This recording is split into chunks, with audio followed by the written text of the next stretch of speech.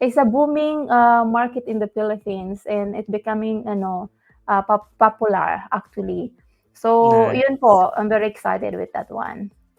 And aside from that, yun po, kasi may dalawang two side ako ng business. So actually, one is my brand, which is the Dagta, is a Dadagdag. skincare brand focused on natural products, all natural, produce soap and a serum, and some other lotion like that, creams, but everything about everything and about skincare. And then my other side is supporting the small town community.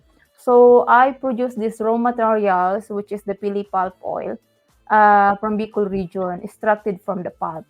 So walang sayang dito kasi from the nuts, alam niyo naman siguro yung nuts, the most Correct. sensation of the Philippines.